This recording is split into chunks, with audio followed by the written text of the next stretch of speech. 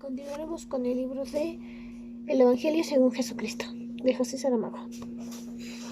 Así fueron pasando los meses. Las noticias de la guerra seguían llegando, unas veces buenas, otras malas. Pero mientras que las noticias buenas nunca iban más allá de unas vagas alusiones a victorias que siempre resultaban pequeñas, las malas noticias, esas, ya empezaban a hablar de pesadas y sangrientas derrotas del ejército guerrillero de Judas el Galileo. Un día trajeron la noticia de que había muerto Baldad en una emboscada de guerrilla, con que los romanos le sorprendieron, volviéndose así el hechizo contra el hechicero. Hubo muchos muertos, pero de Nazaret solo aquel. Y otro día alguien vino diciendo que había oído decir a alguien que había oído decir que Varo, el gobernador romano de Siria, se acercaba con 2 legiones para acabar de una vez con aquella intolerable insurrección que llevaba ya en pie más de 3 años. Esta misma manera vaga de anunciar, ahí viene, por su imprecisión, difundía entre la gente un sentimiento insidioso de temor, como si en cualquier momento fuesen a aparecer en el recodo del camino, alzadas a la cabeza de la columna punitiva, las temibles insignias de la guerra y las siglas con que aquí se homologan y sellan todas las acciones: CPQR, el Senado y el pueblo de Roma. El nombre de las cosas tales, letras, libros y banderas. Andan las personas matándose unas a otras, como será también el caso de otra conocida sigla, INRI, Jesús de Nazaret, Rey de los Judíos, y sus secuelas. Pero no nos anticipemos, dejemos que el tiempo preciso pase. Por ahora, aunque causa una imprecisión de extrañeza saberlo y poder decirlo como si de otro mundo estuviésemos hablando, que todavía no ha muerto nadie por su culpa. En todas partes se anuncian grandes batallas, prometiendo los de más robusta fe que no pasará este año sin que sean expulsados los romanos de la sagrada tierra de Nazaret. Aunque tampoco faltan los que, oyendo estas abundancias, mueven tristemente la cabeza y empiezan a echar cuentas del desastre que se aproxima. Y así fue. Durante algunas semanas después de haber corrido la noticia del avance de las legiones de Varo, nada ocurrió, cosa que aprovecharon los guerrilleros para redoblar las acciones de flagelación de la dispersa tropa con que venían luchando. Pero la razón estratégica de esa aparente inactividad no tardó en ser conocida, cuando los espías del Galileo informaron de que una de las legiones se dirigía hacia el sur, en maniobra envolvente a lo largo del río Jordán, girando después a la derecha a la altura de Jericó, para, igual que una red lanzada al agua y recogida por mano sabia, reanudar el movimiento en dirección norte, como una especie de lanzadera atrapando aquí y allá, mientras la otra legión, siguiendo un método semejante, se movía hacia el sur. Podríamos llamarlo táctica de tenaza, si no fuera más bien el movimiento concertado de 2 paredes que se van aproximando y arrollando a aquellos que no pueden escapar, y que guardan para el momento final su mayor efecto, el aplastamiento. Para el momento, en los caminos, valles y cabezos de Judea y de Galilea, el avance de las legiones iba quedando marcado por las cruces donde morían, clavados de pies y manos, los combatientes de Judas, a los que, para rematarlos más rápidamente, les partían las tibias a golpes de maza. Los soldados entraban en las aldeas, revisaban casa por casa buscando sospechosos, que para llevar a estos hombres a la cruz no eran precisas más certezas de las que puede ofrecer, queriendo, la simple sospecha. Estos infelices, con perdón de la triste ironía, todavía tenían suerte, porque siendo crucificados, por así decir, a la puerta de sus casas, acudían inmediatamente los parientes a retirarlos apenas habían expirado, y entonces era un espectáculo lastimoso ver y oír los llantos de las madres, de las esposas y de las novias. Los gritos de los pobres niños que se quedaban sin padre, mientras el pobre martirizado era bajado de la cruz con 1000 cautelas, pues nada hay más horripilante que la caída desamparada de un cuerpo muerto, tanto que hasta a los propios vivos parece dolerles el choque. Después el crucificado era transportado a la tumba, donde quedaba a la espera del día de su resurrección, pero otros había que, capturados en combate en las montañas o en otros sitios deshabitados, eran abandonados todavía vivos por los soldados, y ahora sí, en el más absoluto de los desiertos, el de la muerte solitaria. Allí se quedaban, cocidos lentamente por el sol, expuestos a las aves carroñeras, y, pasado el tiempo, se les desgarraban las carnes y los huesos, reducidos a un mísero despojo sin forma que la propia alma rechazaba. Gentes curiosas, si no escépticas, ya en otras ocasiones convocadas a contrariar el sentimiento de resignación con que en general son recibidas las informaciones constantes de evangelios como este, celebrarían saber cómo era posible que los romanos crucificaran a tantos judíos, sobre todo en las extensas áreas desarboladas y desérticas que por aquí abundan, donde a lo sumo se encuentran unos matorrales ralos y raquíticos que decididamente no aguantarían ni la crucifixión de un espíritu. Olvidan estas personas que el ejército romano es un ejército moderno, para el que logística e intendencia no son palabras vanas. El abastecimiento de cruces a lo largo de toda la campaña lo tuvieron ampliamente asegurado. Véase la larguísima trecua de burros y mulas que sigue la cola de la legión, transportando las piezas sueltas, la crux y el patibulum, el palo vertical y la viga traviesa, que, llegando al sitio conveniente, es solo clavar los 2 brazos abiertos del condenado a la traviesa, izarlo a lo alto del palo clavado en el suelo, y luego, habiéndole obligado primero a doblar las piernas hacia un lado, fijar con un único clavo de a palmo a la cruz los 2 calcaneos sobrepuestos. Cualquier verdugo de la legión dirá que este trabajo, aparentemente complejo, es en definitiva más difícil de explicar que de ejecutar. Es hora de desastres. Tenían razón los pesimistas.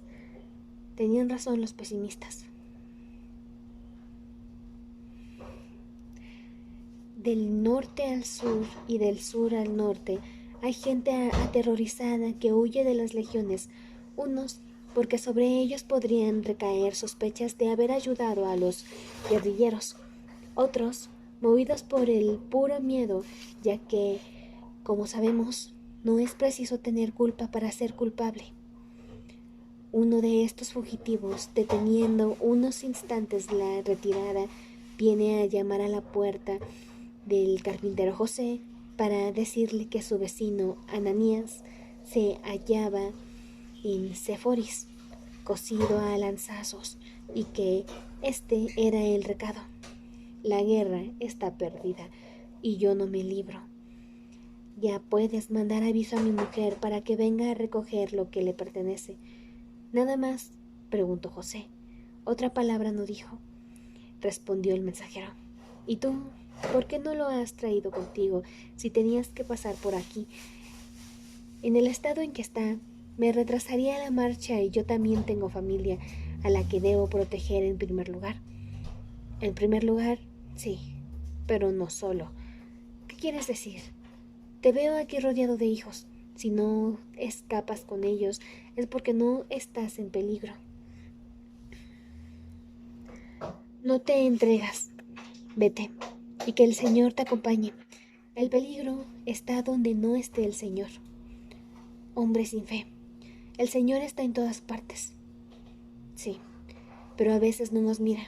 Y tú no hables de fe, que a ella faltaste al abandonar a mi vecino.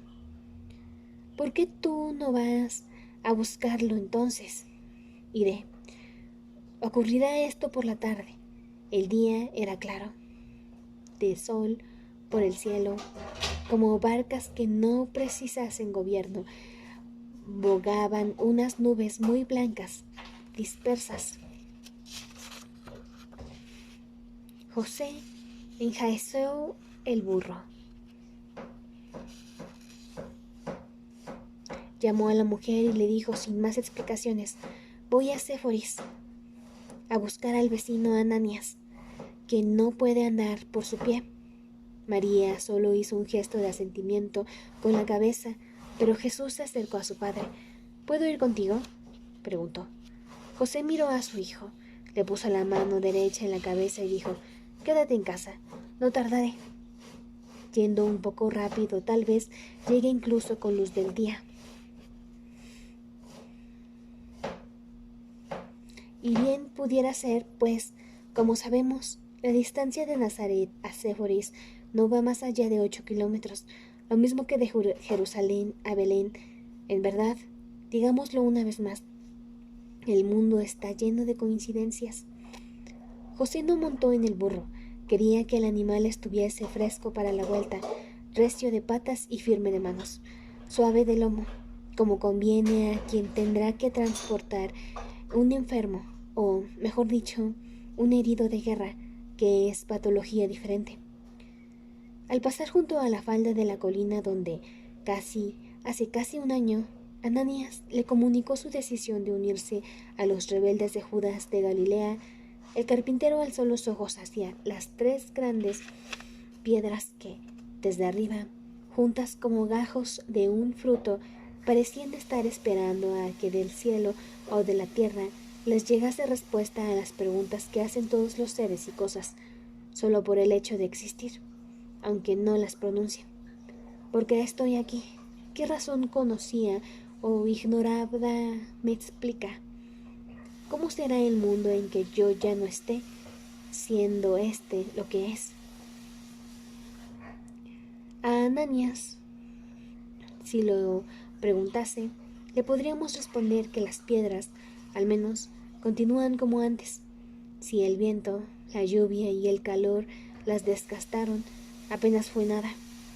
Y que pasados 20 siglos después de esos 20, el mundo se habrá ido transformando a su alrededor. Pero para esas 2 preguntas primeras sigue sin haber respuesta. Por el camino venían grupos de gente huida, con el mismo aire de miedo que tenía el mensajero de Ananías. Miraban a José con sorpresa. Uno de los hombres lo retuvo por un brazo y dijo: ¿A dónde vas? Y el carpintero respondió: a Séforis, a buscar a un amigo. Si eres amigo de ti mismo, no vayas. ¿Por qué? Los romanos están acercándose. La ciudad no tiene salvación. Tengo que ir. Mi vecino es mi hermano. No hay nadie que lo recoja. Pues piénsalo bien. Y el prudente consejero siguió su rumbo, dejando a José parado en medio del camino, a vueltas con sus pensamientos. Si de hecho sería amigo de sí mismo, o si, habiendo razones para que así fuera, se detestaba o despreciaba, y tras pensarlo un poco, concluyó que ni una cosa ni la otra. Se miraba a sí mismo con un sentimiento de indiferencia, como se mira el vacío. En el vacío no hay cerca ni lejos donde posar los ojos. Verdaderamente no es posible fijar una ausencia. Después pensó que su obligación de padre era volver atrás. Al fin y al cabo, tenía que proteger a sus propios hijos, porque iba a buscar a alguien que solo era un vecino. Ahora ni eso. pues había dejado la casa y enviado a la mujer a otras tierras. Pero los hijos estaban seguros. Los romanos no les harían nada. Lo que ellos buscaban eran rebeldes. Cuando el hilo de pensamiento lo llevó a esta conclusión, José se encontró diciéndose en voz alta, como si respondiese a una preocupación escondida: y yo tampoco soy rebelde. Acto continuo, dio una palmada en el lomo del animal, exclamó: ¡arre, burro!, y continuó su camino. Cuando entró en Séforis, caía la tarde. Las anchas sombras de las casas y de los árboles, extendidas primero en el suelo y aún reconocibles, se iban perdiendo poco a poco, como si hubieran llegado al horizonte y desaparecido allí, igual que el agua oscura cayendo en cascada. Había poca gente en las calles de la ciudad, ninguna mujer, ningún niño, solo hombres cansados que posaban las frágiles armas y se dejaban caer jadeantes. No se sabía si por el combate del que venían o por haber huido de él.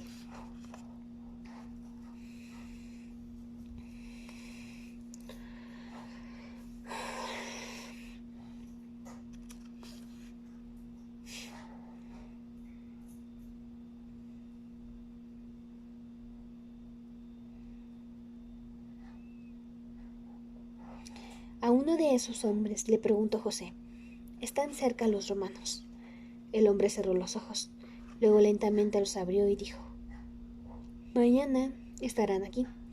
Y desviando la mirada: vete, agarra el burro y vete.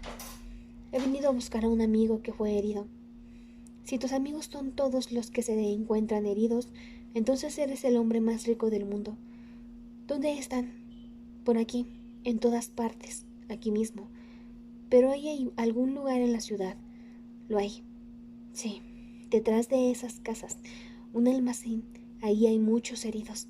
Quizá encuentres a tu amigo, pero rápido, que ya son más los que son arrojados a la fosa que los que quedan vivos. José conocía la ciudad.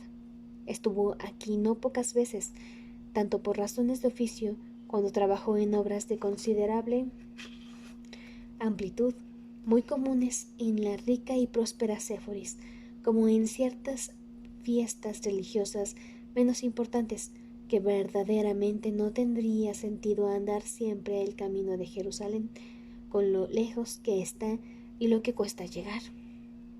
Descubrir el almacén fue fácil. Bastaba conseguir un olor a sangre y cuerpos sufridores que flotaba en el aire. Podía uno imaginar que era hasta un juego como ese de caliente, caliente, frío, frío. Conforme se acercara o se apartase del buscador, duele, no duele, pero los dolores eran ya insoportables. José ató el burro a una argolla y entró en la cámara tenebrosa en que transformaron el almacén. En el suelo, entre las esteras, había unas lamparillas encendidas que apenas iluminaban nada. Era como pequeñas estrellas en el cielo negro, sin más luz que la suficiente para señalar su lugar, si de tan lejos las vemos.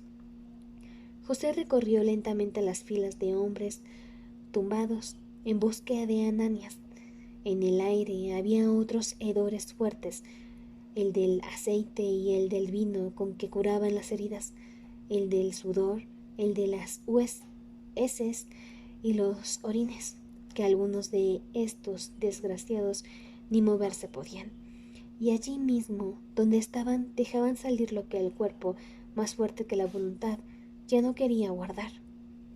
No está aquí, se dijo José cuando llegó al final de la fila. Volvió a recorrer la sala en sentido contrario más lentamente, escrutando, buscando señales de semejanza, y realmente todos se parecían entre sí. Las barbas, los rostros hundidos, las órbitas profundas, el brillo deslucido y pegajoso del sudor. Algunos de los heridos los seguían con una mirada ansiosa. Hubieran querido creer que este hombre sano venía por ellos. pero luego se apagaba la breve lucecilla que animara sus ojos y la espera de quien, para qué continuaba. Ante un hombre de edad avanzada, de barba y cabellos blancos, se detuvo José. Es él, dijo, y sin embargo no estaba así cuando lo vio por última vez.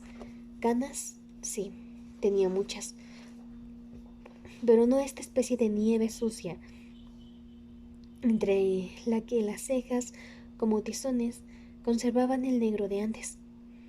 El hombre tenía los ojos cerrados y respiraba pesadamente. En voz baja, José llamó: Ananías. Después más alto y más cerca: Ananías.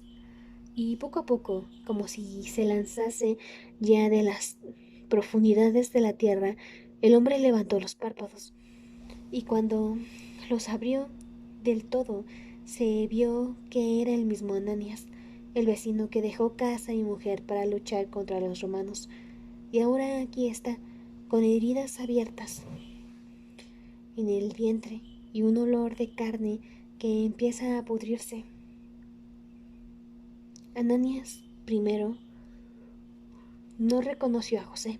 La luz de la enfermería no ayuda, la de sus ojos menos aún, pero sabe definitivamente que es él cuando el carpintero repite, ahora con un tono diferente, casi de amor: Ananías. Los ojos del viejo se inundan de lágrimas. Dice una vez, dice dos veces: Eres tú, eres tú. ¿Qué haces aquí? Y quiere levantarse sobre un codo, tender el brazo, pero le fallan las fuerzas. Caía el cuerpo, toda la cara se le contrae de dolor. He venido a buscarte, dijo el carpintero. Tengo el burro ahí fuera. Estaremos en Nazaret en un abrir y cerrar de ojos. No tendrías que haber venido. Los romanos no tardarán y yo no puedo salir de aquí. Esta es mi última cama de vivo. Y con manos trémulas abrió la túnica desgarrada. Bajo unos paños empapados en vino y en aceite se percibían los feroces labios de dos heridas largas y profundas. En el mismo instante un olor dulzón y nauseabundo de podredumbre hizo que se estremecieran las narices de José, que desvió los ojos. El viejo se tapó, dejó caer los brazos al lado como si el esfuerzo lo hubiera agotado. Ya ves, no me puedes llevar. Se me saldrían las tripas de la barriga si me levantas. Con una faja alrededor del cuerpo y yendo despacio, insistió José, pero ya sin ninguna convicción. Era evidente que el viejo, suponiendo que fuera capaz de subir al burro, se quedaría por el camino. Ananías cerró otra vez los ojos y sin abrirlos dijo: Vete, José, vete a tu casa. Los romanos no van a tardar. Los romanos no atacarán de noche. Descansa. Vete a tu casa, vete a tu casa. Suspiró Ananías y José dijo: Duerme.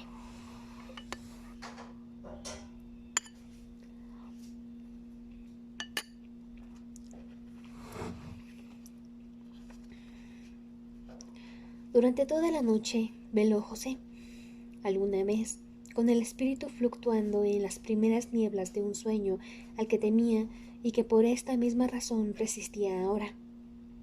José se preguntó por qué había venido a este lugar, si nunca hubo entre él y el vecino verdadera amistad, por la diferencia de edades. En primer lugar, aunque también por una cierta manera de ser de Ananías y de su mujer, curiosos, fisgones, por un lado serviciales, pero siempre dando la impresión de que todo lo que habían hecho a la espera de una compensación cuyo valor solo a ellos convenía fijar. Es mi vecino, pensó José, y no encontraba mejor respuesta para sus dudas. Es mi prójimo, un hombre que se está muriendo. Cerró los ojos. No es que no quiera verme, lo que no quiere es perder ningún movimiento de la muerte que se acerca, y yo no puedo dejarlo solo.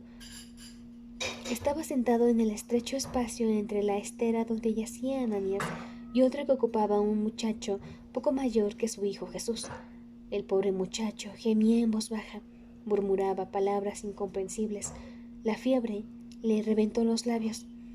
José le sostuvo la mano para calmarlo, en el mismo momento en que también la mano de Ananías, tanteando a ciegas, parecía buscar algo, un arma para defenderse, otra mano para estrecharla, y fue así como se quedaron los tres, un vivo entre dos moribundos, una vida entre dos muertes, mientras el tranquilo cielo nocturno iba haciendo girar las estrellas y los planetas hacia adelante, trayendo del otro lado del mundo una luna blanca, refulgente, que flotaba en el espacio y cubría de inocencia toda la tierra de Galilea.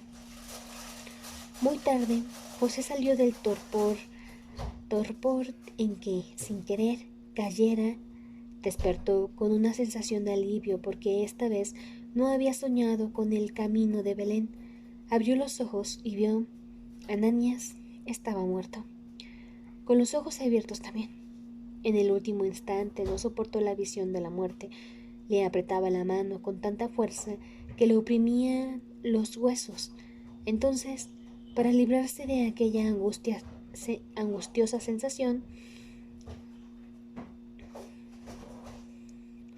soltó la mano que sostenía la del muchacho y, aún en un estado de media conciencia, se dio cuenta de que la fiebre le había bajado. José miró hacia afuera, a la puerta abierta. Ya se había puesto la luna. Ahora la luz era la de la madrugada, imprecisa y parduzca. En el almacén no se veían vagas siluetas. Eran los heridos que podían levantarse. Iban a contemplar el primer anuncio del día. Podrían preguntarse unos a otros o directamente al cielo: ¿qué verá este sol que va a nacer? Alguna vez aprenderemos a no hacer preguntas inútiles, pero mientras llega ese tiempo aprovechemos para preguntarnos: ¿qué verá este sol que va a nacer? José pensó: tengo que irme, aquí ya no puedo hacer nada.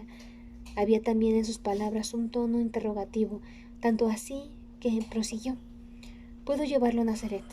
Y el recuerdo le pareció tan obvio que creyó que para eso mismo había venido a la ciudad, para encontrar a Ananías vivo y llevárselo muerto. El muchacho pidió agua. José le acercó un cantarillo a la boca. ¿Cómo te encuentras?, preguntó. Menos mal, al menos. Parece que te ha bajado la fiebre. Voy a ver si consigo levantarme, dijo el muchacho. Ten cuidado. Y José lo retuvo. Se le había ocurrido de pronto otra idea.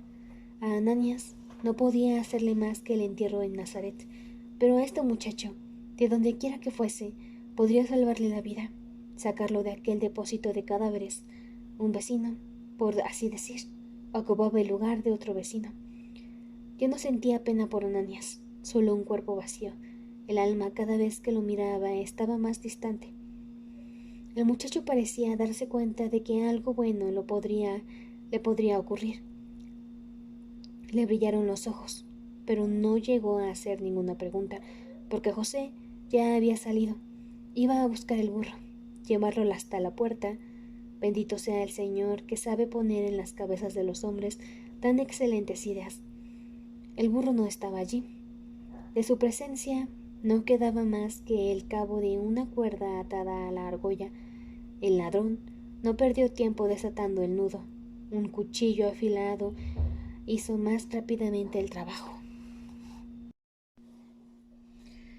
Las fuerzas de José se dieron de golpe ante el desastre, cuando un ternero fulminado de aquellos que vio sacrificar en el templo cayó de rodillas, y con las manos contra el rostro se le soltaron de una vez todas las lágrimas que desde hacía 13 años venía acumulando, a la espera del día en que pudiera perdonarse a sí mismo o tuviera que enfrentarse con su definitiva condena. Dios no perdona los pecados que manda cometer. José no regresó al almacén. Había comprendido que en el sentido de sus acciones estaba perdido para siempre. Ni el mundo, el propio mundo, tenía ya sentido. El sol iba naciendo. ¿Y para qué? Señor. En el cielo había 1000 pequeñas nubes, dispersas en todas las direcciones como las piedras del desierto. Viéndolo allí, secándose las lágrimas con el manga de la túnica, cualquiera pensaría que se le había muerto un pariente entre los heridos recogidos en el almacén, y lo cierto es que José estaba llorando sus últimas lágrimas naturales, las del dolor de la vida. Cuando tras vagar por la ciudad durante más de una hora, aún con una última esperanza de encontrar el animal robado, se disponía a regresar a Nazaret, lo detuvieron los soldados romanos que habían rodeado Séforis. Le preguntaron quién era. Soy José, hijo de Eli, de donde venía, de Nazaret. ¿Por qué? ¿Para dónde iba? Para Nazaret. ¿Qué hacía en Séforis? Alguien me dijo que un vecino mío estaba aquí. ¿Quién era ese vecino? Ananías. ¿Si lo había encontrado? Sí. ¿Dónde lo había encontrado? En un almacén, con otros que heridos. ¿En qué parte de la ciudad? Por ahí. Lo llevaron a una plaza grande donde había ya unos cuantos hombres, 12, 15, sentados en el suelo, algunos de ellos con heridas visibles, y le dijeron, siéntate con esos. José, dándose cuenta de que los hombres que estaban allí eran rebeldes, protestó, soy carpintero y hombre de paz. Y uno de los que estaban sentados dijo, no conocemos a este hombre, pero el sargento que mandaba a la guardia de los prisioneros no quiso saber nada. De un empujón hizo caer a José en medio de los otros. De aquí solo saldrás para morir. En el primer momento, el doble choque, el de la caída, y en la sentencia dejó a José sin pensamientos. Después, cuando se recuperó,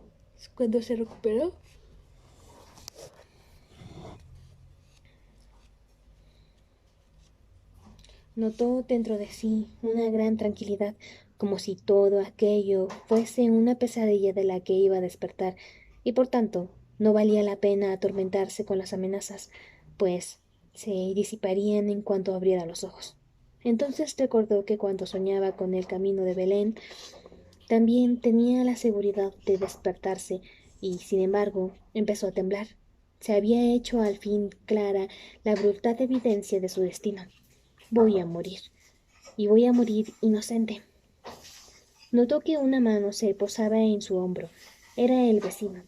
Cuando venga el comandante de la cohorte, le diremos que nada tienes que ver con nosotros, y él te soltará en paz. ¿Y vosotros? Los romanos nos crucifican a todos cuando nos detienen. Seguro que esta vez no va a ser diferente. Dios os salvará. Dios salva las almas, no los cuerpos.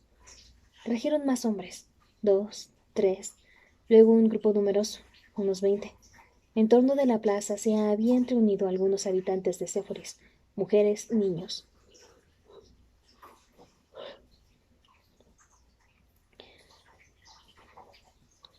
Mezclados con varones. Se les oía el murmullo inquieto, pero de allí no podían salir mientras no lo autorizasen los romanos. Ya tenían suerte de no ser sospechosos de colaborar con los rebeldes. Al cabo de algún tiempo trajeron a otro hombre. Los soldados no lo traían. Los soldados que lo traían dijeron, no hay más por ahora. Y el sargento gritó, en pie, todos. Creyeron los presos que se aproximaba el comandante de la corte, y el vecino de José dijo, prepárate. Y quería decir, prepárate para quedar libre, como si para la libertad fuera necesaria preparación. Pero si alguien venía, no era el comandante de la corte, ni llegó a saberse quién era, pues el sargento, sin causa, dio en latín una orden a los soldados. Nos falta decir que todo cuanto hasta ahora han dicho los romanos lo decían en latín, que no se rebajaban los hijos de la loba a aprender lenguas bárbaras. Para eso están los intérpretes. Pero en este caso, siendo la conversación de los militares unos con otros, no se necesitaba traducción. Rápidamente los soldados romanos rodearon a los prisioneros de frente y el cortejo delante los condenados, seguidos de la población, se encaminó hacia fuera de la ciudad. Ay, sé que no debía de bostezar, pero ya tengo sueño. Sorry. Al verse conducido así, sin tener a quien pedir merced, José alzó los brazos y dio un grito. Salvadme, que yo no soy de estos. Salvadme, que soy inocente. Pero vino un soldado y con el extremo de la lanza le dio un balazo que casi lo dejó tendido. Estaba perdido. Desesperado, odio a Ananías, por cuya culpa iba a morir. Pero este mismo sentimiento, después de haberlo quemado por dentro, desapareció como vino, dejando su ser como un desierto. Ahora era como si pensase: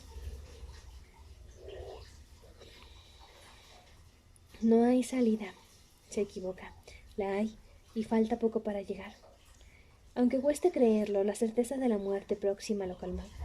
Miró a su alrededor. A los compañeros de martirio caminaban serenos, algunos, sí, hundidos, pero los otros con la cabeza alta. Eran la mayoría fariseos. Entonces, por primera vez, recordó José a sus hijos. También tuvo un pensamiento fugaz para su mujer, pero eran tantos aquellos rostros y nombres que se desvanecía su cabeza. Sin dormir, sin comer, los fue dejando por el camino uno tras otro, hasta que no le quedó más que Jesús, su hijo primogénito, el primero en nacer, su último castigo. Recordó la conversación sobre el sueño, de cómo le dijo: ni tú puedes hacerme todas las preguntas, ni yo puedo darte todas las respuestas. Ahora llegaba el final del tiempo de responder y preguntar. Fuera de la ciudad, en una pequeña loma que la dominaba, estaban clavados verticalmente en filas de 40 grandes palos, suficientemente gruesos como para aguantar a un hombre. Bajo cada uno de ellos, en el suelo, una traviesa larga, lo bastante para recibir a un hombre con los brazos abiertos.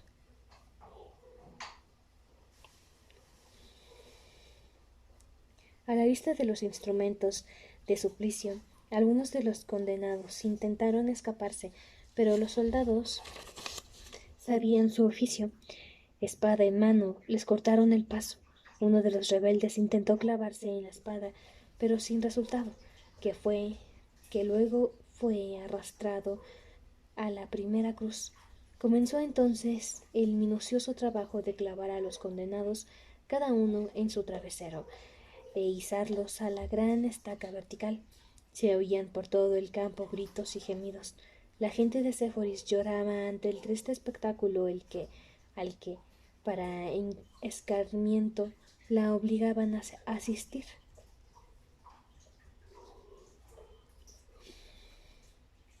Poco a poco se fueron formando las cruces, cada una con su hombre colgado, con las piernas encogidas, como fue dicho ya. Nos preguntamos por qué. Tal vez por una orden de Roma con vistas a racionalizar el trabajo y economizar material. Cualquiera puede observar, hasta sin experiencia de crucifixiones, que la cruz, siendo para hombre completo, no reducido, tendría que ser alta, luego mayor gasto de madera, mayor peso que transportar, mayores dificultades de manejo, añadiéndose además la circunstancia, provechosa para los condenados, de que, quedándoles los pies al ras del suelo, fácilmente podrían ser desenclavados sin necesidad de escaleras de mano, pasando directamente, por así decirlo, de los brazos de la cruz a los de la familia, si la tenían, o de los enterradores de oficio, que no los dejarían allí abandonados. José fue el último en ser crucificado. Le tocó así, y tuvo que asistir, uno tras otro, al tormento de sus 39 desconocidos compañeros. Y cuando le llegó la vez, abandonada ya toda esperanza, no tuvo fuerza ni para repetir sus protestas de inocencia. Quizá perdió la oportunidad de salvarse cuando el soldado que manejaba el martillo le dijo al sargento: este es el que decía que era inocente. El sargento dudó un momento, exactamente el instante en que José podría haber gritado: soy inocente. Pero no, se calló, desistió. Entonces el sargento miró. Pensaría quizá que la precisión simétrica sufriría si no se usaba la última cruz, que 40 es número redondo y perfecto. Hizo un gesto. Fueron hincados los clavos. José gritó y continuó gritando. Luego lo levantaron en peso, colgado de las muñecas atravesadas por los hierros, y luego más gritos. El clavo largo que perforaba sus calcáneos. Oh, Dios mío. Este es el hombre que creaste. Alabado seas, ya que no es lícito maldecirte. De repente, como si alguien hubiera dado la señal, los habitantes de Séfolis rompieron en un clamor afligido, pero no era de duelo por los condenados. En toda la ciudad estallaban incendios. Las llamas rugieron como un rastro de fuego griego. Devoraban las casas de los habitantes, los edificios públicos, los árboles de los patios interiores. Indiferentes al fuego que otros soldados andaban atizando por la ciudad, 4 soldados del pelotón de ejecución recorrían las filas de los supliciados, partiéndoles metódicamente las tibias con unas barras de hierro.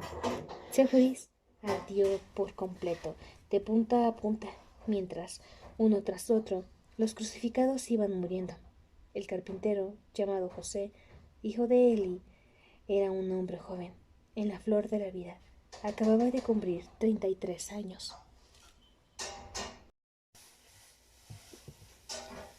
Cuando acabe esta guerra, y no tardará, que la estamos viendo en sus últimos y fatales estertores, se haría el recuento final de los que en ella perdieron la vida, tantos aquí, tantos allá, unos más cerca, otros más lejos.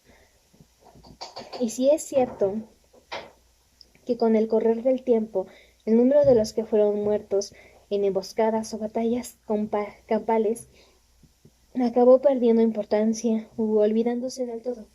Los crucificados, unos 2000, según las estadísticas más fiables, permanecerían en la memoria de las gentes de Judea y de Galilea hasta el punto de que se hablará de ellos bastantes años después.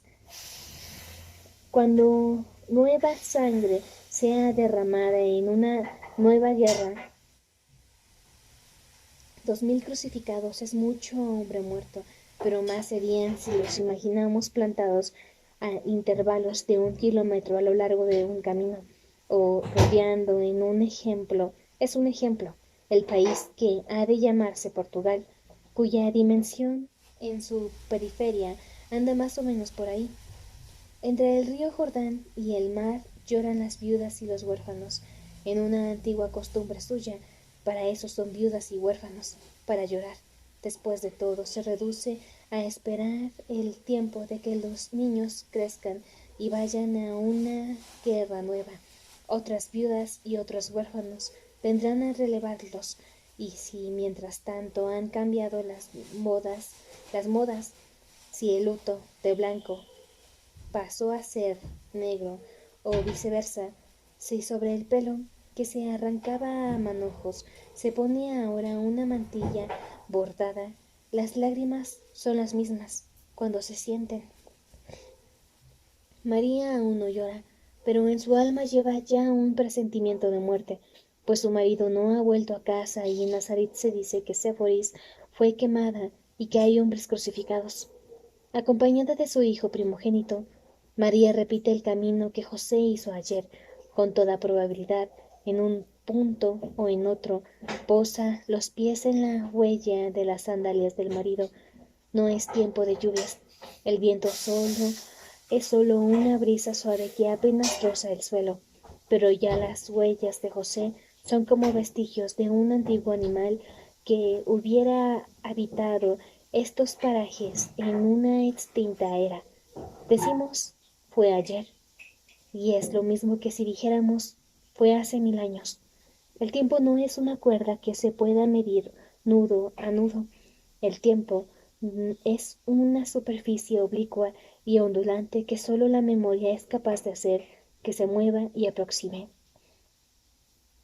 Con María y Jesús van moradores de Nazaret, algunos impulsados por la caridad, otros son curiosos. Van también algunos vagos parientes de Ananías, pero esos volverán a sus casas con las dudas con que de ellas salieron. Como no lo han encontrado muerto, bien puede ser que esté vivo. No se les ocurrió buscar entre los escombros del almacén, aunque de habérseles ocurrido, quién sabe si habrían reconocido a su muerto entre los muertos, todos el mismo carbón. Cuando, en medio del camino, estos nazarenos se cruzaron con una compañía de soldados enviada a su aldea para buscar huidos, algunos se volvieron atrás, preocupados por la suerte de sus haberes, que nunca se puede prever lo que harán los soldados una vez que, habiendo llamado a la puerta de una casa, nadie les responde desde dentro. Quiso saber el comandante de la fuerza para qué iba a Séforis aquel tropel de rústicos. Le respondieron: a ver el fuego. Explicación que satisfizo al militar.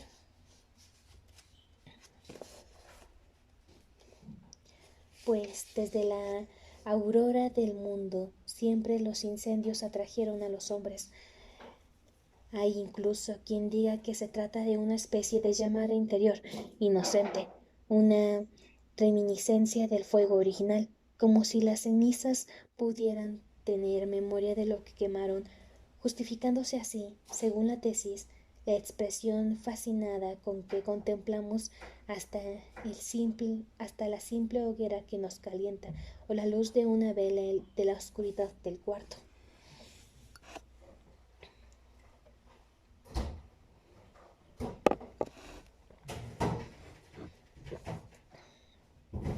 Si fuéramos tan imprudentes o tan osados como las mariposas, polillas y otros animalillos alados y nos lanzásemos al fuego, todos nosotros, la especie humana en peso, quizá una combustión así de inmensa, una claridad tal, atravesando los párpados cerrados de Dios, lo despertara de su letárgico sueño, demasiado tarde para conocernos, es cierto, pero a tiempo de ver el principio de la nada.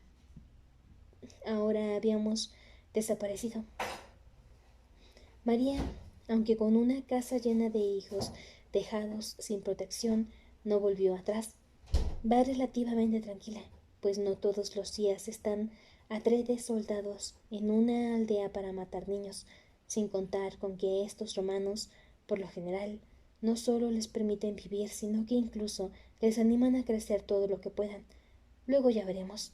Depende de tener dócil el corazón y al día los impuestos.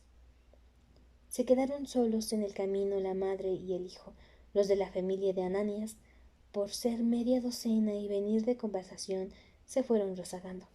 Y como María y Jesús no tendrían para decirse más que palabras de inquietud, el resultado es que cada uno de ellos va callado por no afligir al otro. Es extraño el silencio que parece cubrirlo todo. No se oye cantar aves. El viento se detuvo. Solo el rumor de los pasos, y hasta éste se retrae, intimidado, como un intruso de buena fe que entra en una casa desierta. Séforis apareció de repente en el último recodo del camino. Todavía están ardiendo algunas casas, tenues columnas de humo aquí y allá, paredes ennegrecidas, árboles quemados de arriba abajo, pero conservando las hojas, ahora con un olor de herrumbre. De este lado, a nuestra mano derecha, las cruces. María echó a correr, pero la distancia es excesiva para que pueda vencerla de una carrera, así que pronto suaviza el paso. Con tantos y tan seguidos partos, el corazón de esta mujer desfallece fácilmente. Jesús, como hijo respetuoso, querría acompañar a su madre, estar a su lado, ahora y en adelante, para gozar juntos la misma alegría o juntos sufrir la misma pena. Pero ella avanza tan lentamente, le cuesta tanto mover las piernas. Así no vamos a llegar nunca, madre. Ella hace un gesto que significa: corre tú, si quieres. Y él, atajando campo a través, se lanza a una loca carrera. Padre, padre, lo dice con la esperanza de que él no esté allí, lo dice con el dolor de quien lo ha encontrado ya. Llegó a las primeras filas. Algunos crucificados están colgados aún, o a otros los han retirado. Están en el suelo a la espera. Son pocos los que tienen familia rodeándolos. Es que estos rebeldes, en su mayor parte, han venido de lejos.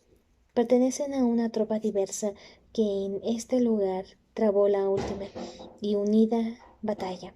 En este momento están definitivamente dispersos, cada uno por sí, en la inexplicable soledad de la muerte. Jesús no ve a su Padre. El corazón quiere llenársele de alegría, pero la razón dice, espera, aún no hemos llegado al final. Y realmente el final es ahora.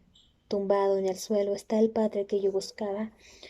Apenas sangró, solo las grandes bocas de las llagas de las muñecas y en los pies. Parece que duermas, Padre, pero no, no duermes. No podrías hacerlo con las piernas así torcidas. Ya fue caridad el que te bajaran de la cruz. Pero los muertos son tantos que las buenas almas que de ti cuidaron no tuvieron tiempo para enderezarte los huesos partidos. Aquel muchachito llamado Jesús está arrodillado al lado del cadáver, llorando, quiere tocarlo, pero no se atreve. Mas siempre llega un momento en que el dolor es más fuerte que el temor a la muerte. Entonces se abraza al cuerpo inerte. Padre, Padre, dice, y otro grito se une al suyo. Ay, José, ay, mi marido. Es María que ha llegado al fin, agotada. Venía llorando ya desde lejos, porque ya desde lejos, viendo detenerse al hijo, sabía lo que le esperaba. El llanto de María redobla cuando repara en la cruel torsión de las piernas de su marido. Es verdad que no se sabe, después de morir, qué ocurre con los dolores sentidos en vida, en especial con los últimos. Es posible que en la muerte se acabe realmente todo, pero tampoco nada nos garantiza que, al menos durante unas horas, no se mantenga una memoria del sufrimiento en un cuerpo, que decimos muerto, sin que sea de excluir el que la putrefacción sea el último recurso que le queda a la materia viva para definitivamente librarse del dolor. Con una dulzura, con una suavidad que en vida el marido no se atrevía a usar, María intentó reducir los lastimosos ángulos de las piernas de José, que, al quedarle la túnica, cuando lo bajaron de la cruz, un poco arremangada, le daban el aspecto grotesco de una marioneta partida en los consnes. Jesús no tocó a su padre, pero ayudó a la madre a bajarle el borde de la túnica, e incluso así quedaban a la vista los magros tobillos del hombre. Quizá en el cuerpo humano la parte que da a una impresión más pungente de fragilidad los pies, porque las tibias estaban rotas, caían lateralmente, mostrando las heridas de los calcañares, de donde había que ahuyentar continuamente a las moscas que venían al olor de la sangre. Las sandalias de José se cayeron al lado del grueso tronco del que él fuera el fruto final. Gastadas, cubiertas de polvo, podrían haberse quedado allí abandonadas si Jesús no las hubiese recogido. Lo hizo sin pensar, como si hubiera recibido una orden. Alargó el brazo.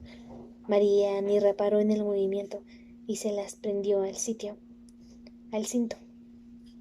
Quizá debería ser la herencia simbólica más perfecta de los primogénitos. Hay cosas que empiezan de una manera tan sencilla como esta. Por eso se dice todavía hoy, con las botas de mi padre también yo soy hombre, o, según versión más radical, con las botas de mi padre es cuando soy hombre. Un poco alejados estaban los soldados romanos de vigilancia, dispuestos a intervenir en el caso de que hubiera actitudes o gritos sediciosos por parte de aquellos que, llorando y lamentándose, cuidaban de los ajusticiados. Pero esta gente no era de fiebre guerrera, o no lo demostraba ahora. Lo que hacían era rezar sus oraciones fúnebres. Iban de crucificado en crucificado, y en esto tardaron más de 2 horas de las nuestras. Ninguno de estos muertos quedó sin el bendito viático de las oraciones y de la rasgadura de vestidos. Del lado izquierdo, siendo parientes, del lado derecho, no siéndolo. En la tranquilidad de la tarde se oían voces entonando los versículos. Señor, ¿qué es el hombre para que te intereses por él? ¿Qué es el Hijo del Hombre para que de él te preocupes? El hombre es como un soplo, sus días pasan como la sombra. ¿Cuál es el hombre que vive y que no ve la muerte? ¿O que consigue porque su alma escape de la sepultura? El hombre nacido de mujer es escaso de días y rico en inquietud. Aparece como una flor y como ella es cortado, va como la sombra y no permanece. ¿Qué es el hombre para que te acuerdes de él y el Hijo del Hombre para que lo visites?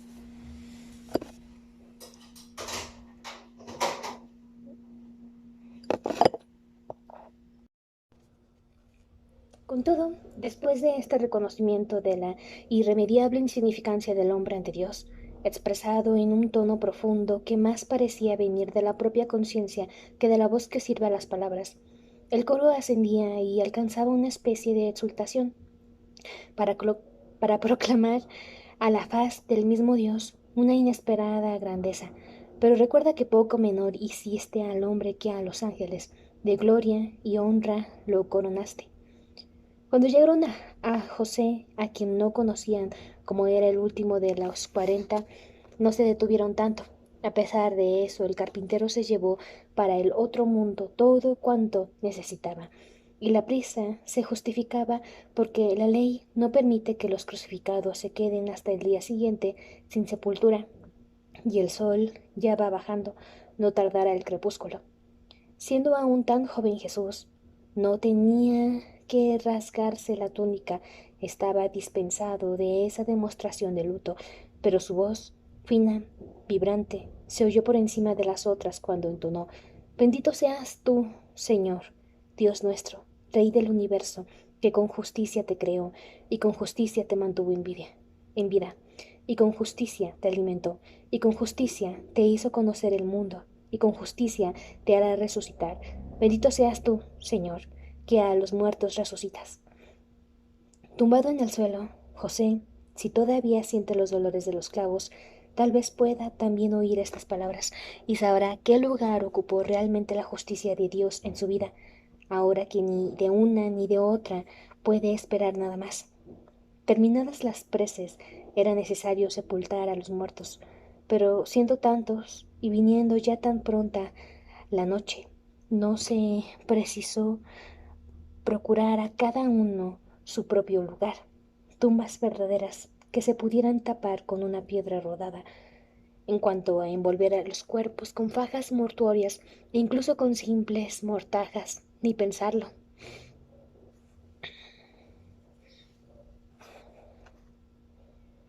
Decidieron, pues, excavar una fosa amplia donde cupiesen todos. No fue esta la primera vez ni será la última en que los cuerpos bajarán a la tierra vestidos como se encuentran. A Jesús le dieron también un asadón y trabajó valientemente al lado de los adultos. Hasta quiso el destino, que en todo es más sabio que en el terreno por él cavado, fuese sepultado su padre, cumpliéndose así la profecía. El Hijo del Hombre enterrará al hombre, pero él mismo quedará insepulto.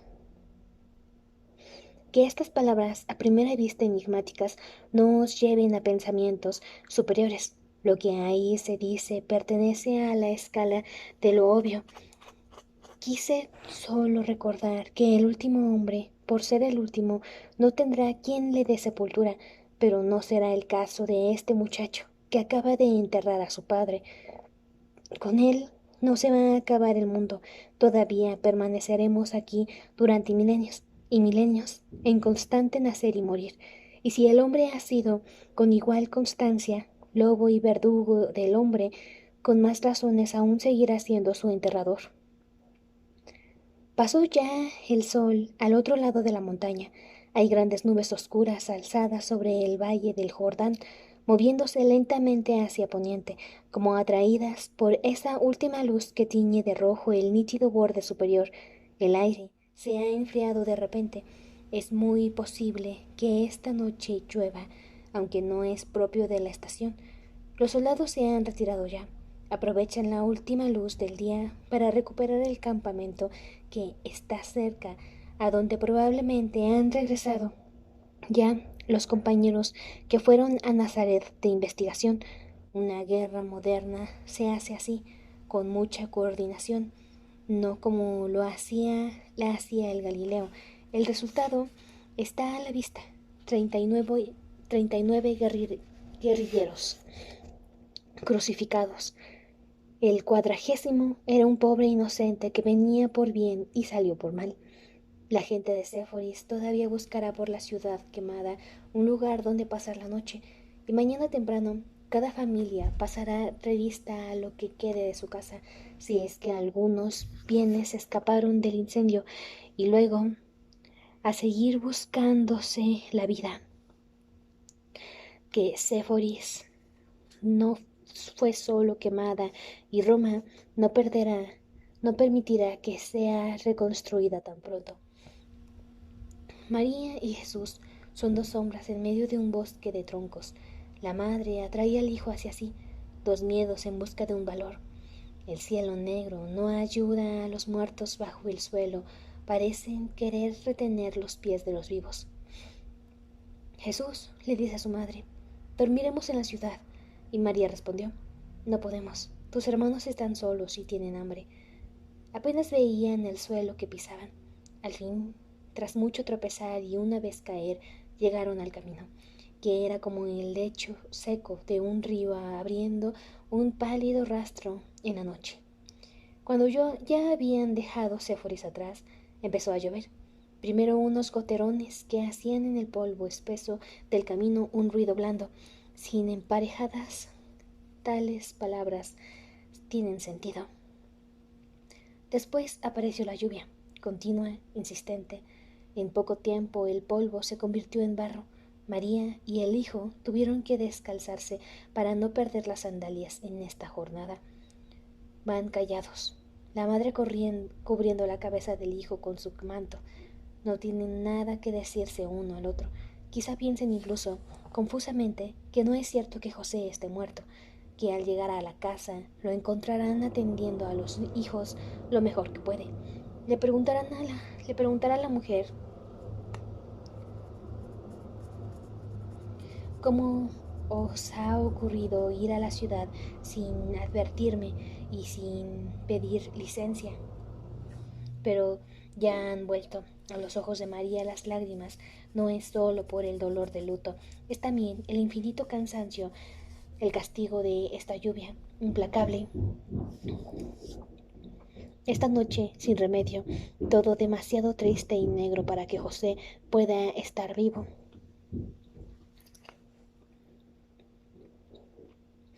Un día alguien le dirá a la viuda que ocurrió un prodigio a las puertas de Séforis, que los troncos que sirvieron para el suplicio han echado hojas y que han brotado de ellos raíces nuevas.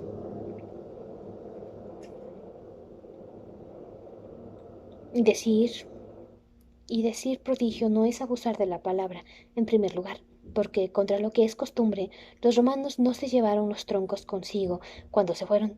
En segundo lugar, porque era imposible que troncos así cortados en el pie y en la cabeza tuvieran aún dentro savia y renuevos capaces de convertir palos devastados y ensangrentados en árboles vivos. Fue la sangre de los mártires, decían los crédulos, fue la lluvia, rebatían los escépticos, pero ni la sangre derramada ni el agua caída del cielo hicieron berrear. Antes, tantas cruces abandonadas en los cerros de las montañas o en las llanuras del desierto. Lo que nadie se atrevió a decir fue que era voluntad de Dios, no solo por esa voluntad, cualquiera que sea, inescrutable, sino también por no reconocerles razones y méritos particulares a los crucificados de Séforis para ser beneficiarios de tan singular manifestación de la gracia divina, mucho más propia de dioses paganos. Durante mucho tiempo estarán aquí estos árboles, pero un día llegará en el que se habrá perdido la memoria de lo que ocurrió. Entonces, dado que los hombres para todo quieren explicación, falsa o verdadera, se inventarán unas cuantas historias y leyendas. Al principio, conservando cierta relación con los hechos, después, más tenuemente, hasta que todo se transforme en pura fábula. Y otro día llegará en que los árboles morirán de vejez y serán cortados, y otro en el que, a causa de una autopista o de una escuela o de un grupo de viviendas o de un centro comercial o de un fortín de guerra, las excavadoras revolverán el terreno y harán salir a la luz del día, así otra vez nacidos, los esqueletos que allí descansaron durante 2000 años. Vendrán entonces los antropólogos y un profesor de anatomía examinará los restos para anunciar más tarde al mundo escandalizado que, en aquel tiempo, los hombres eran crucificados con las piernas encogidas. Y como el mundo no podía desautorizarlo en nombre de la ciencia, lo execró en nombre de la estética.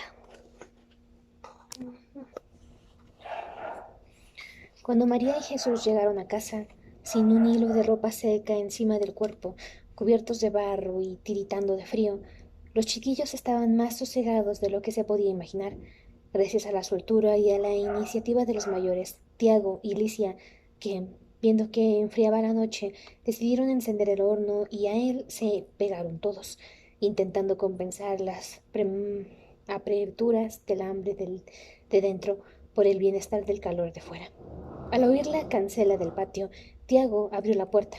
La lluvia se había convertido en un diluvio del que venían huyendo la madre y el hermano, y cuando entraron fue como si la casa se inundara de repente.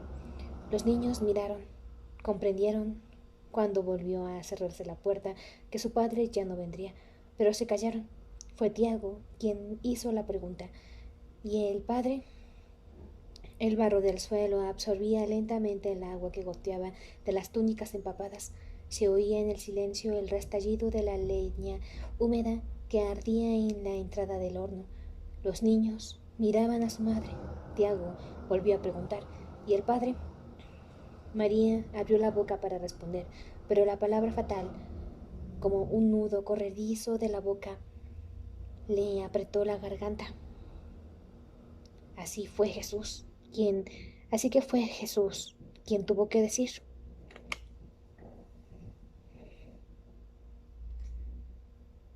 Padre murió, y sin saber bien por qué lo hacía, o por qué era esa, era una prueba indiscutible de la definitiva ausencia. Se quitó del cinto las sandalias mojadas y se las mostró a sus hermanos. Aquí están. Ya las primeras lágrimas habían saltado de los ojos de los más crecidos, pero fue la vista de las sandalias vacías lo que desencadenó el llanto. Ahora lloraban todos, la viuda y los 9 hijos, y ella no sabía a cuál acudir. Se arrodilló al fin en el suelo, agotada, y los niños se aproximaron y se arrodillaron, un racimo vivo que no necesitaba ser pisado para verter esa blanca sangre que son las lágrimas. Jesús se había mantenido en pie, apretando las sandalias contra el pecho, pensando vagamente que un día las calzará. En este mismo instante lo haría si se atreviera. Poco a poco los niños fueron dejando a la madre, los mayores, por esa especie de pudor que nos exige sufrir solos, los más pequeños, porque sus hermanos se apartaban y porque ellos mismos no podían alcanzar un sentimiento real de tristeza, solo lloraban. En esto, los niños son como los viejos, que lloran por nada, hasta cuando dejan de sentir o porque han dejado de sentir. Durante algún tiempo permaneció allí María de rodillas, en medio de la casa, como si esperase alguna decisión o una sentencia. Le dio la señal un prolongado estremecimiento, la ropa mojada en el cuerpo. Entonces se levantó, abrió el arca y sacó una túnica vieja y remendada que había sido del marido. Se la entregó a Jesús diciendo: Quítate lo que llevas, ponte esto y siéntate junto al fuego. Después llamó a las 2 hijas, Licia y Lidia.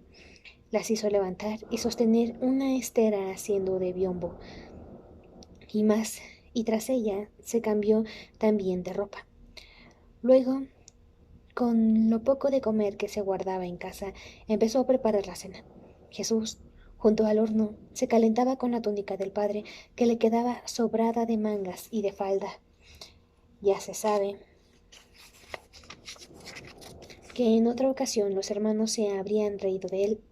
Un espantajo debía de parecer, pero hoy no se atrevían,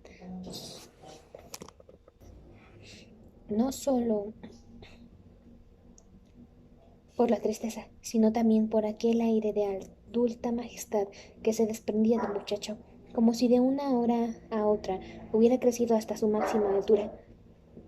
Y esta impresión se hizo aún más fuerte cuando él, con movimientos lentos y medidos, colocó las húmedas sandalias del padre de manera que recibieran el calor de la boca del horno, gesto que no servía a ningún fin práctico, si ya no era de este mundo el dueño de ellas.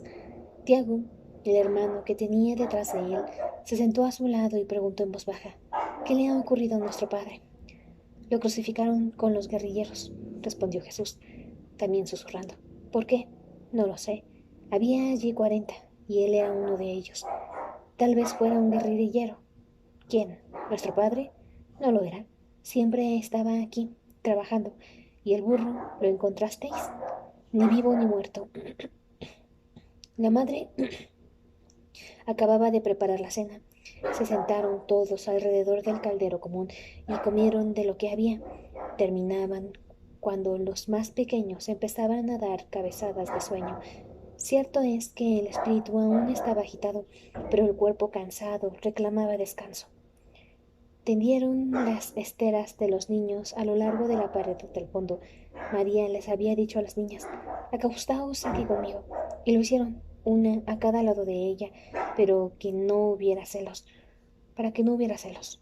Por la rendija de la puerta entraba un aire frío, pero la casa se mantenía caliente.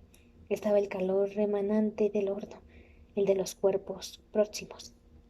La familia, poco a poco, pese a la tristeza y a los suspiros, fue cayendo en el sueño.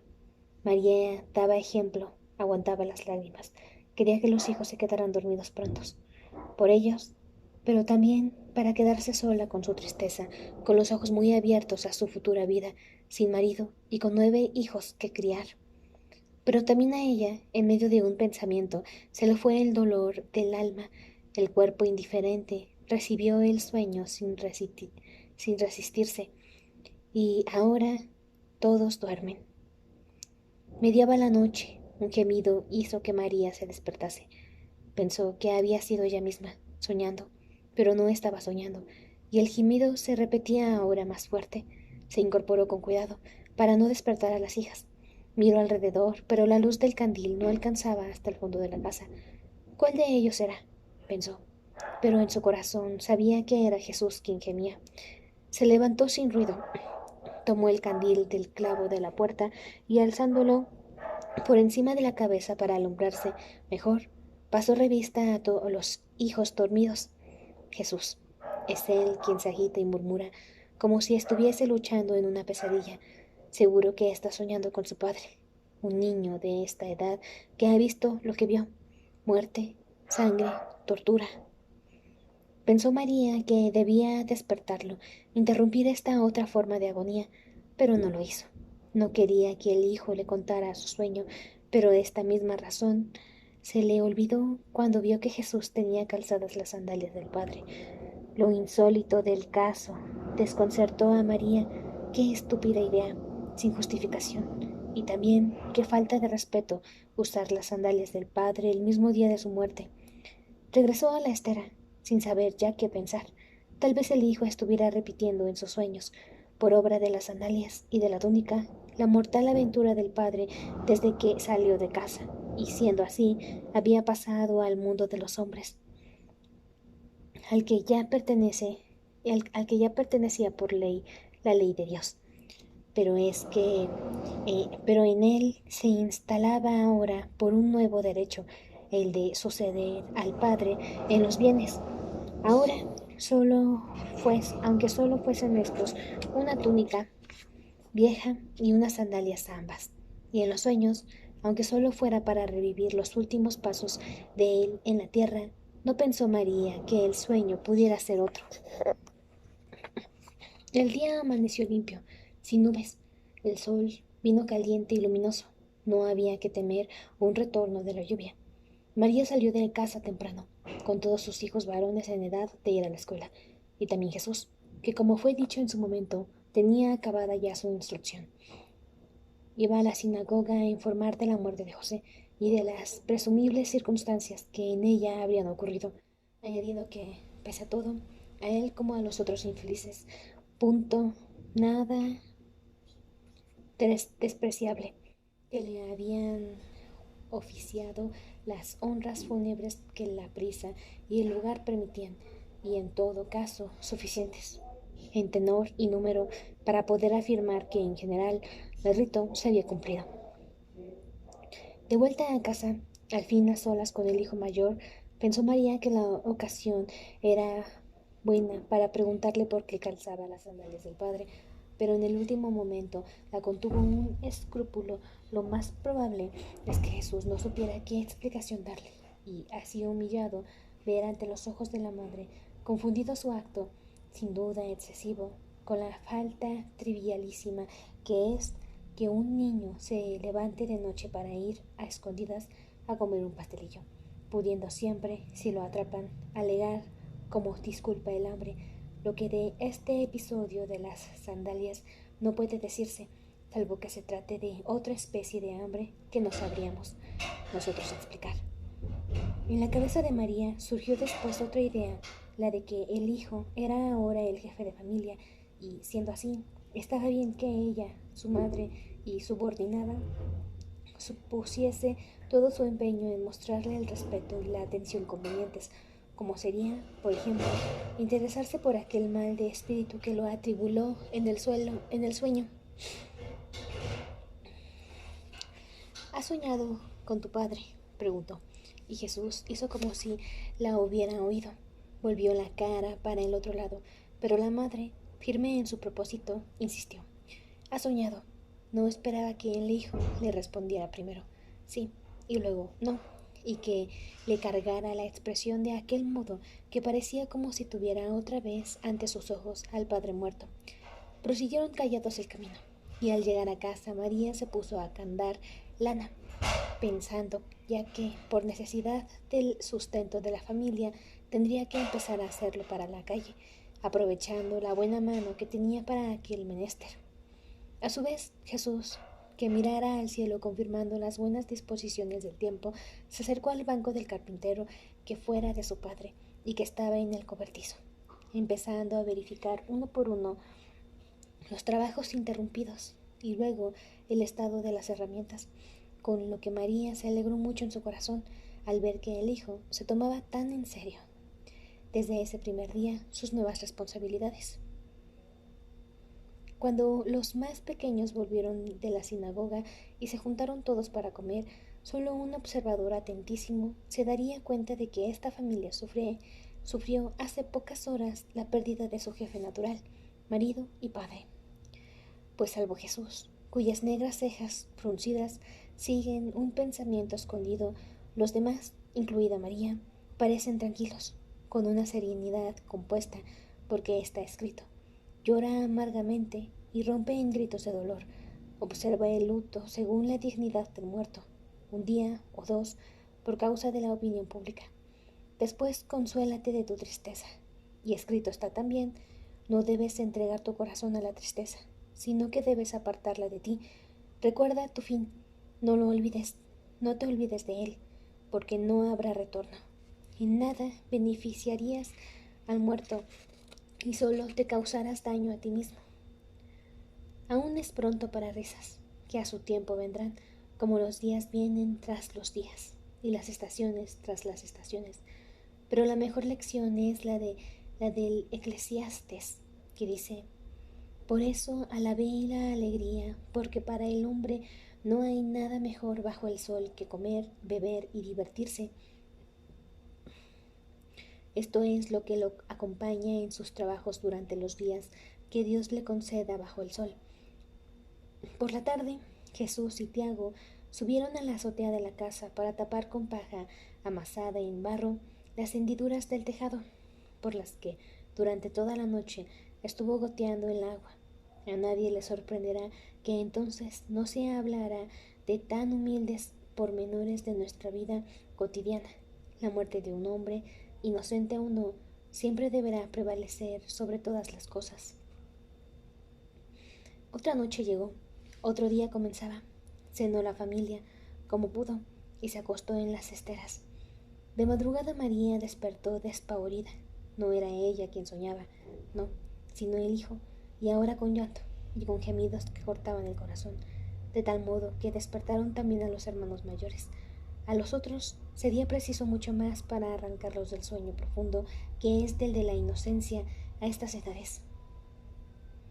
María corrió en auxilio del hijo que se debatía con los brazos alzados, como si intentara defenderse de golpes de espalda o de lanza. Poco a poco se fue calmando, o porque se retiraron los salteadores, o porque se le estaba acabando la vida. Jesús abrió los ojos, se agarró con fuerza a la madre, como si no fuera el hombrecito que es, cabeza de familia, que hasta un hombre adulto, si llora, se transforma en criatura. No lo quieren confesar, pobres tontos. Pero el dolorido corazón se mece en las láminas, en las lágrimas. ¿Qué tienes, hijo mío? ¿Qué tienes?, le preguntó María, inquieta, y Jesús no podía responder. Una crispación en la que nada había de niño sellaba sus labios. Dime qué has soñado, insistió María, y, como intentando abrirle un camino, has visto a tu padre. El muchacho hizo un brusco gesto negativo. Luego se soltó de sus brazos y se dejó caer en la estera. Vete a dormir, dijo, y dirigiéndose a los hermanos. No es nada, dormid, estoy bien. María regresó junto a las hijas, pero se quedó casi hasta el amanecer con los ojos abiertos, atenta, esperando a cada momento que el sueño de Jesús se repitiese. ¿Qué sueño habría sido ese tan gran abatimiento? Pero no ocurrió nada. No pensó María que su hijo podría estar despierto solo para no volver a soñar. En lo que sí pensó fue en la conciencia, en verdad singular, de que Jesús, que siempre había tenido el sueño tranquilo, hubiera empezado con las pesadillas al morir el padre. Señor, Dios mío, que no sea el mismo sueño, imploró. El sentido común le decía, para su tranquilidad, que los sueños no se legan ni se heredan. Muy engañada está, que no ha sido necesario que los hombres se comunicaran unos a otros los sueños que sueñan, para que los anden soñando iguales de padres a hijos y a las mismas horas. Al fin amaneció, se iluminó la rendija de la puerta. Cuando despertó, María vio que el lugar del hijo mayor estaba vacío. ¿A dónde habría ido?, pensó. Se levantó rápidamente, abrió la puerta y miró afuera. Jesús estaba sentado debajo del alpendre, en la paja del suelo, con la cabeza en los brazos y los brazos sobre las rodillas, inmóvil. Estremecida por el aire frío de la mañana, y también aunque de esto apenas se diera cuenta por la visión de la soledad del hijo, la madre se aproximó a él. ¿Estás enfermo?, preguntó. Y el muchacho levantó la cabeza. No, no estoy enfermo. Entonces, ¿qué te pasa? Son mis sueños. Sueños, dices. Un sueño solo, el mismo esta noche y la otra. Has soñado con tu padre en la cruz. Ya te dije que no. Sueño con mi padre, pero no lo veo. Me habías dicho que no soñaste con él, porque no lo veo, pero estoy seguro de que está en el sueño. ¿Y qué sueño es ese que te atormenta? Jesús no respondió de inmediato.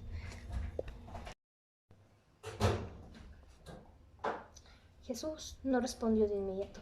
Miró a la madre con una expresión desamparada, y María sintió como si un dedo le tocase el corazón. Allí estaba su hijo, con aquella cara aún de niño, la mirada mortecina de no haber dormido y el primer bozo de hombre, tiernamente ridículo. Era su hijo primogénito. A él se confiaba y entregaba para el resto de sus días. Cuéntamelo todo, le pidió, y Jesús dijo al fin: sueño que estoy en una aldea que no es Nazaret y que tú estás conmigo, pero no eres tú, porque la mujer que en el sueño es mi madre tiene una cara diferente. Hay otros niños de mi edad, no sé cuántos, y mujeres que son las madres, pero no sé si las verdaderas. Alguien nos reunió a todos en la plaza. Estamos esperando a unos soldados que vienen a matarnos. Los oímos en el camino. Se acercan, pero no los veo. En ese momento aún no tengo miedo. Sé que es un sueño malo, nada más. Pero de repente tengo la seguridad de que mi padre viene con los soldados. Me vuelvo hacia ti para que me defiendas, aunque no estoy tan seguro de que seas tú. Pero tú te has ido. Todas las madres se han ido. Solo quedamos nosotros, que ya no somos muchachos, sino niños muy pequeños. Yo estoy tumbado en el suelo y empiezo a llorar, y los otros lloran todos. Pero yo soy el único que tiene un padre que viene con los soldados. Miramos la entrada de la plaza. Sabemos que vendrán por allí y no entran. Estamos a la espera de que entren, pero no entran. Y es todavía peor. Los pasos se aproximan. Es ahora y no es. No llega a ser. Entonces me veo a mí mismo como soy ahora, dentro del niño pequeño que también soy, y empiezo a hacer un gran esfuerzo para salir de él. Es como si estuviese atado de pies y manos. Te llamo, pero te has ido.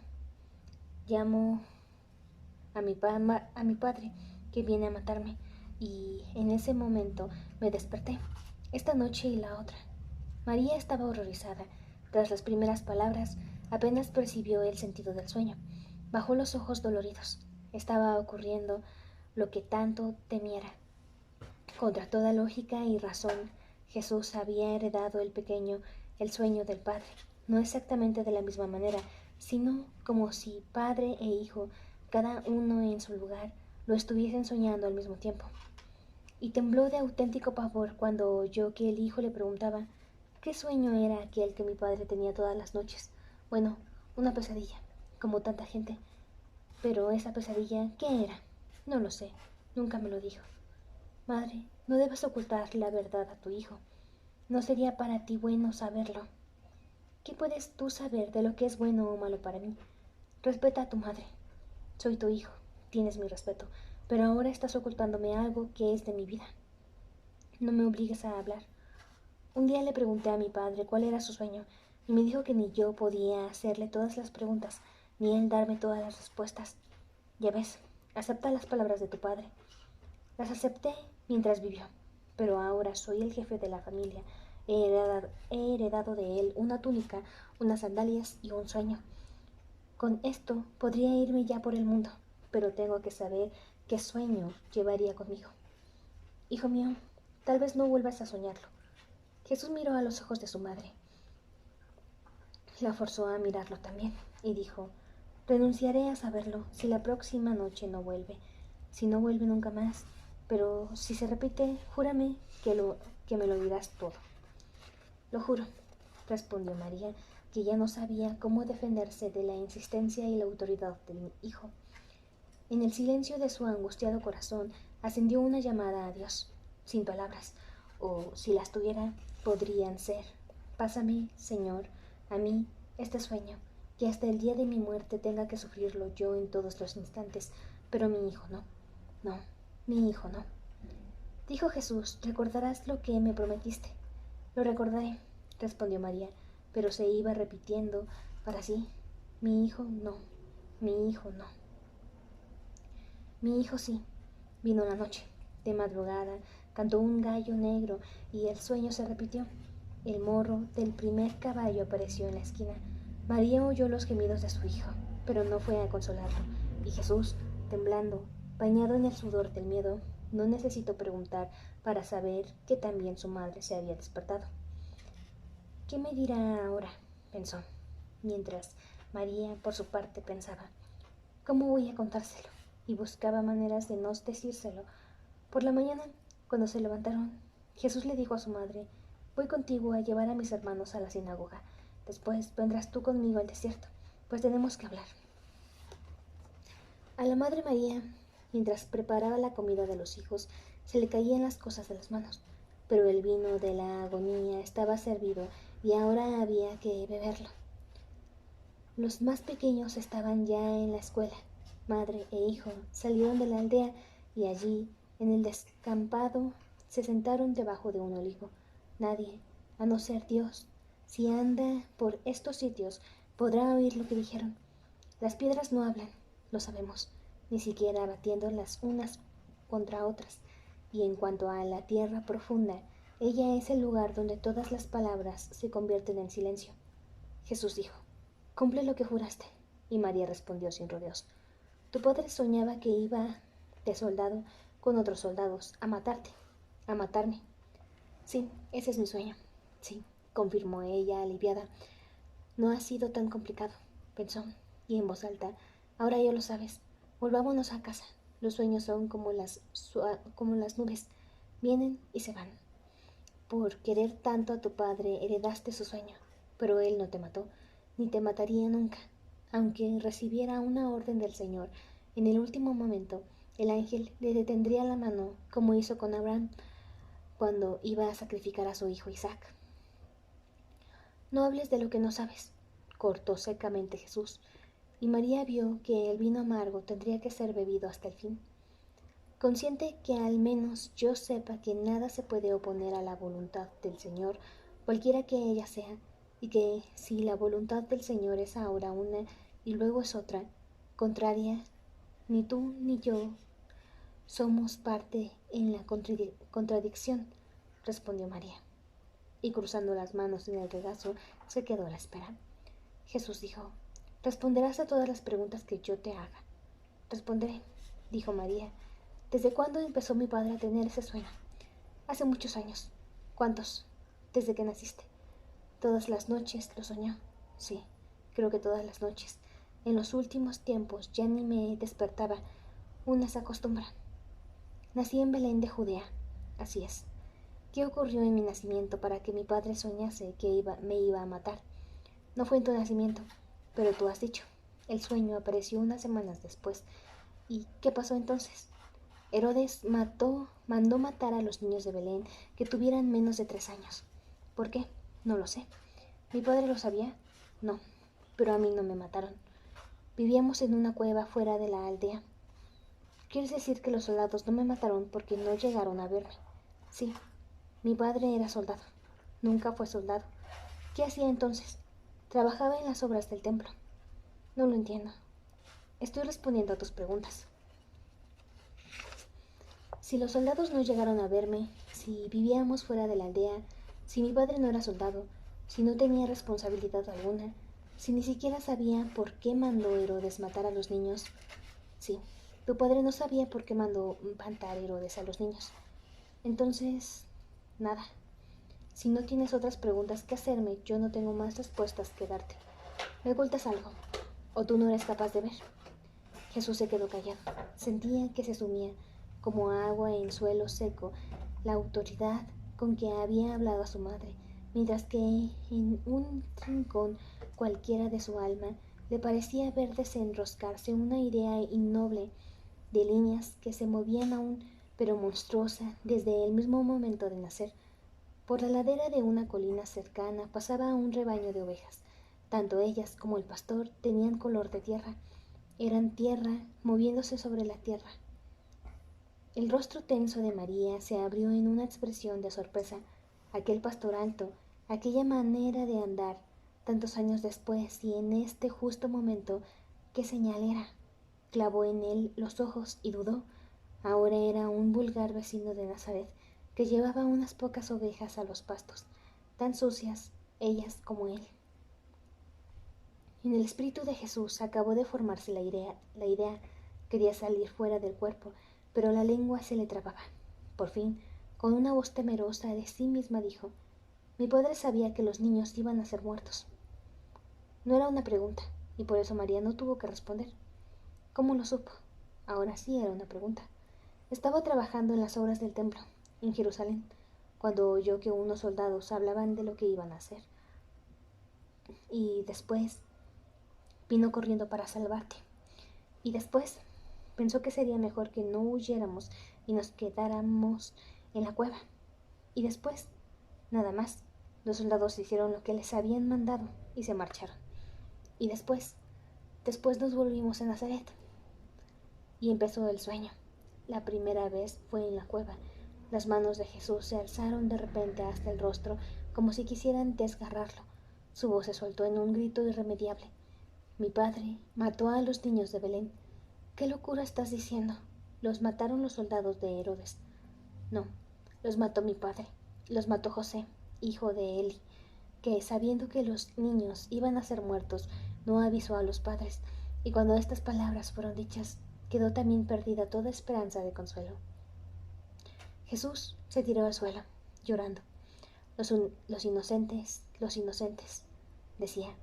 Parece mentira que un simple muchacho de 13 años, edad en la que el egoísmo fácilmente se explica y se disculpa, pueda haber sufrido tan fuerte conmoción a causa de una noticia que, si tenemos en cuenta lo que sabemos de nuestro mundo contemporáneo, dejaría indiferente a la mayor parte de gente. Pero las personas no son todas iguales. Hay excepciones para el bien y para el mal, y esta es sin duda de las mejores. Un muchachito llorando por un antiguo error cometido por su padre, tal vez esté llorando también por sí mismo. Sí, como parece, amaba a ese padre 2 veces culpado. María tendió la mano al hijo, quiso tocarle, pero él esquivó el cuerpo. No me toques, mi alma tiene una herida. Jesús, hijo mío, no me llames hijo tuyo, tú también tienes la culpa.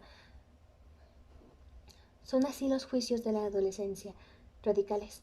Verdaderamente María era tan inocente como los niños asesinados. Los hombres, hermana mía, son quienes lo deciden todo. Llegó mi marido y dijo, vámonos de aquí enseguida.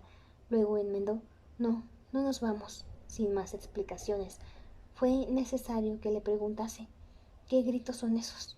María no respondió al hijo.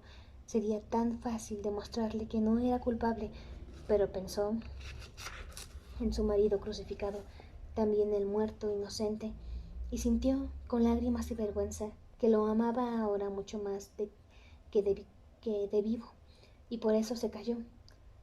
La culpa que llevó uno puede llevarla el otro, dijo María. Vámonos a casa, ya no tenemos nada que decirnos aquí. Y el hijo le respondió, vete tú, yo me quedo.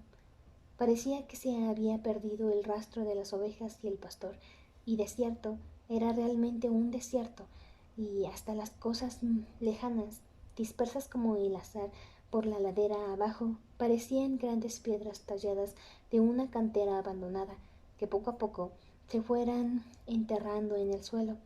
Cuando María desapareció en la hondura cenicienta de una vaguada, Jesús, de rodillas, gritó, y todo el cuerpo le ardía como si estuviese sudando sangre. Padre, Padre mío, ¿por qué me has abandonado? Porque eso era lo que el pobre muchacho sentía: abandono, desesperación, la soledad infinita de otro desierto, ni padre, ni madre, ni hermanos, un camino de muertos iniciado. De lejos, sentado en medio de las ovejas y confundido con ellas, el pastor lo miraba.